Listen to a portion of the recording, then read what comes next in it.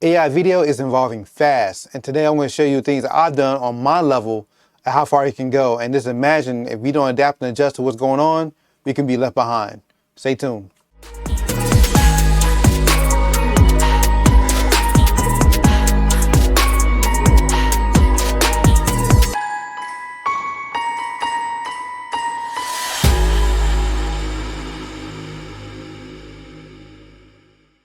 Hey, welcome back. This is Black Ice with the Black Narrative. And today I just want to kind of show you the things that I've been working on the side here because, you know, Akisa and I, we work in tech as UX designers, but we're always trying to learn and gain new skills as technology evolves, and that includes AI. And AI is so vast and it can be used in so many different ways. But we're just trying to keep up because we don't know exactly what the future holds. Like, there was a time, I came from a background of photography, and I was doing it for 15 years. And there was a time when I first started, I thought I'd be doing it for the rest of my life, because at the time, I knew plenty of older photographers that they did. Like, they were a photographer most of their career and did pretty well. But, in this generation, technology has sped up so quickly, I had to make a pivot. I had to make a pivot to tech. And so even now, me being a UX designer, it could change again in the next 5-10 years. Who knows? So if anything, a lesson I learned from the past is, just be open to the change because, the world changes so fast, and if we don't try to change with it or adapt and adjust to it, we're liable to be left behind. And that's the last thing we want. So, and not saying that, you had to be a master of tech and, or have to work in tech or not do any trades or anything of that nature. But I do think it's important to be aware of what's going on and how it affects you, because it affects everyone, no matter where you work at. You know what I mean? So, so one of the things that we were doing on the side is kind of like playing around with new tools and everything, and see how everything works. And like everybody know about Midjourney now. Like everybody know how to do AI images, but now people are like making AI video now. So it's like, man, that's a whole different skill set. So a few months ago, I made 2 short films. I know I just kind of like just posted on the channel without any explanation really, but I can kind of walk you through my thought process as I put them together. But I just made 2. I want to make more, but it's still kind of like a little bit pricey to make them. But this is show you what I made on my small budget with my limited resources. So just imagine whether I'm showing you, what can other people make that's have $1 million budget, So so right here, I want to show you my the first one. This is my first compilation I made, and I call it Echoes of Beauty. I just thought it was a cool name. It really not too much behind it, but check it out.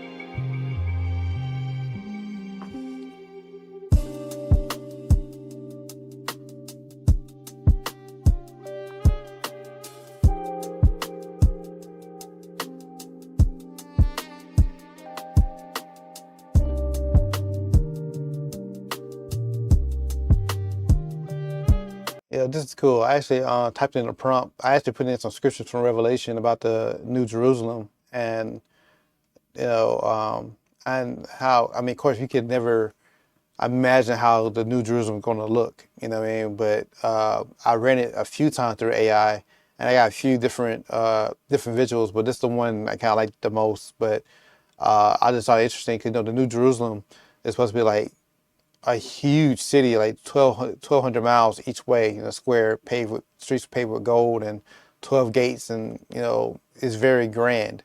But yeah, that's where I came from with this.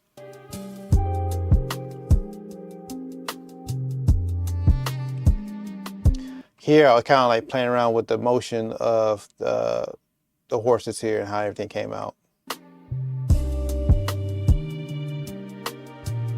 I was playing around with camera angles, bird's eye view.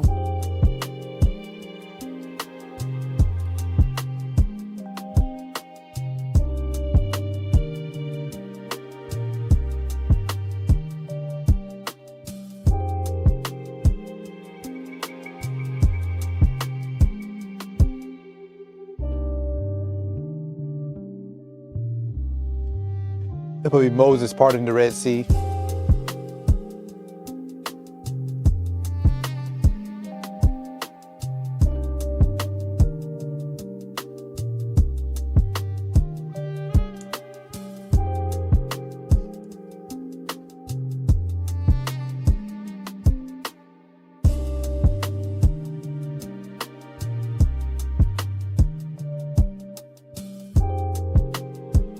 It's just show you the amount of detail each of these scenes here. Look at the bird, the garden.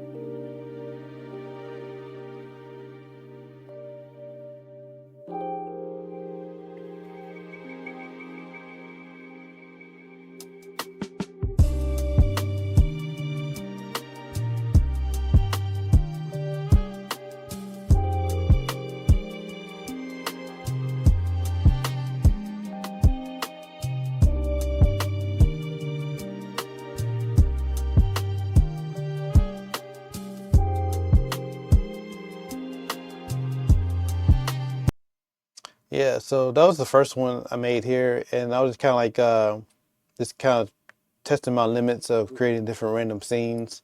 Uh, just typing in different camera angles and the look of it, the style of it, and things of that nature. But yeah, so that's like the whole twist with that one. And the second one here, I have more of a theme to it. So I call it Trailblazers, which had more of a Western theme to it. So I'll run that for you. Been kind of blurry here. Hold on. Okay.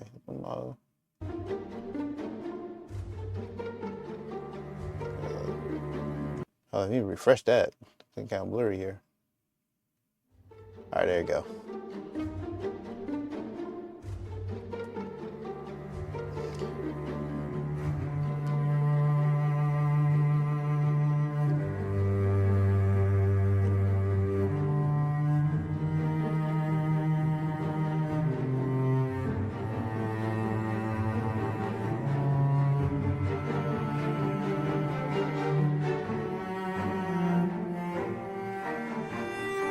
Man, I really like this one. Like, this is crazy how the amount of detail in the face I was able to create through with AI on this particular scene.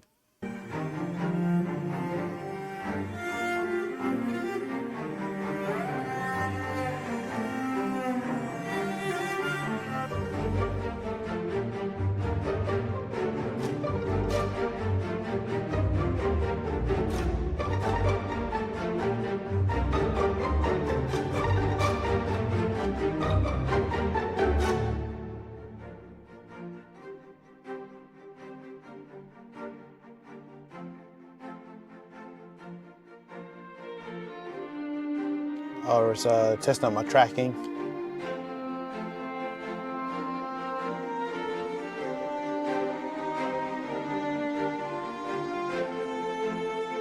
action scene.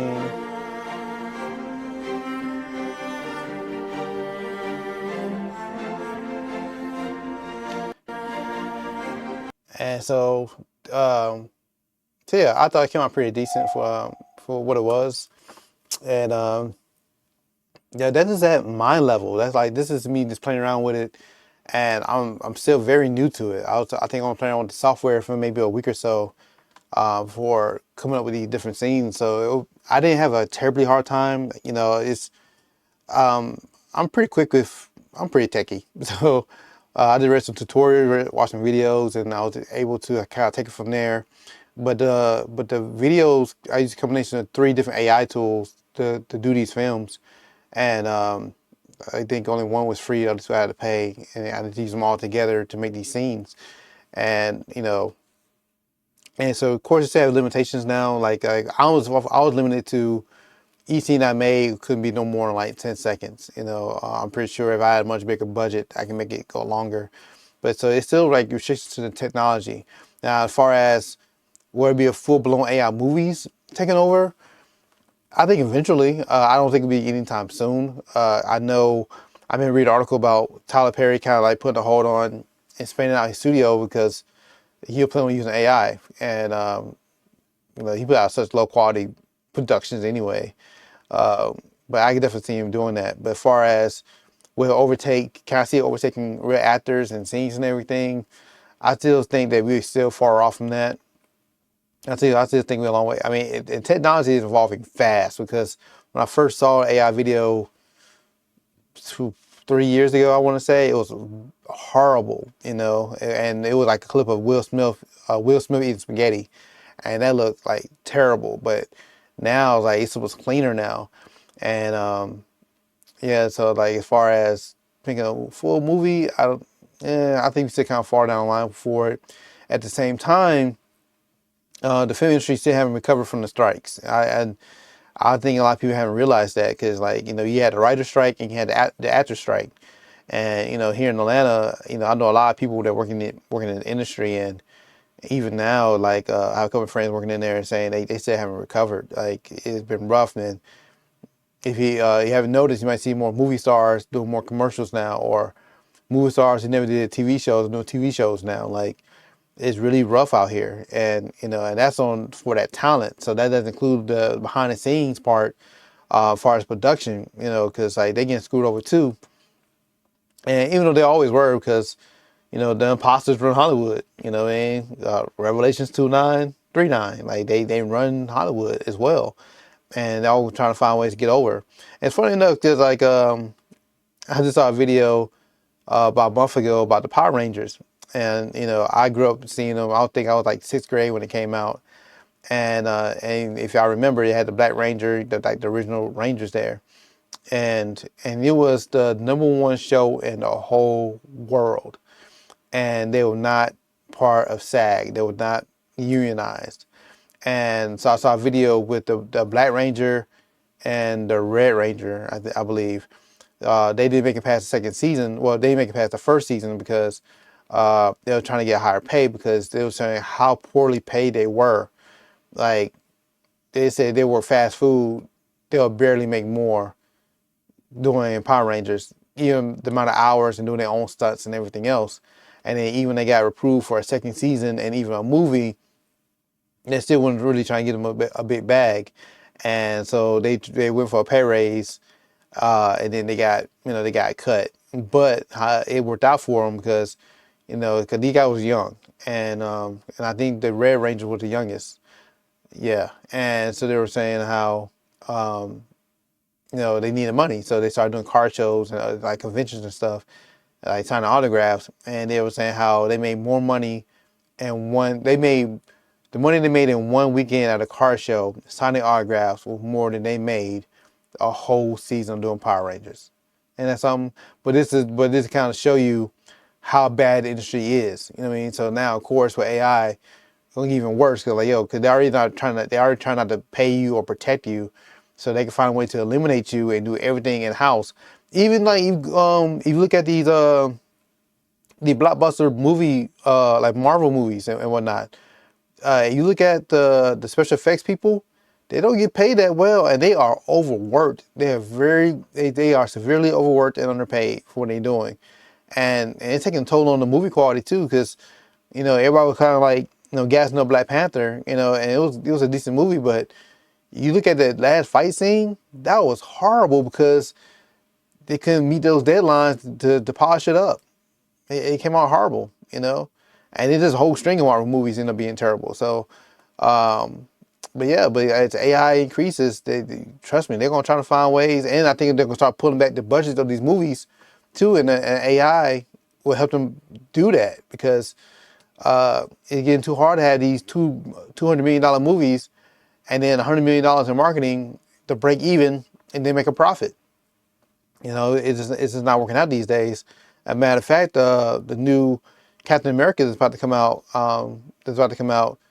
They way over budget. Like, I want to say they like almost $400 million deep, and they still can't get past screening tests with audiences. They still hate the movie. So who knows how that final product gonna come out? And that's after they shot it, reshot it like twice and everything, added scenes, changed the story around, and they just can't get it right. But Disney was pushing that agenda, is backfiring. So that's a whole different story. But yeah, I just want to show you what I was doing on the side.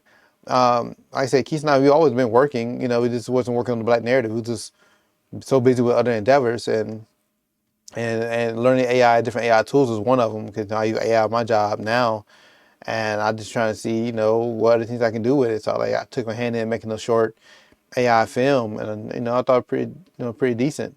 So and then of course, it's not too many people like us in these spaces, on top of that. So we definitely trying to keep our foot in the game, and try to stay ahead of everyone. But anyway, I hope you enjoyed. Like, share, subscribe. You find value in our videos, and I'll catch y'all on the next one.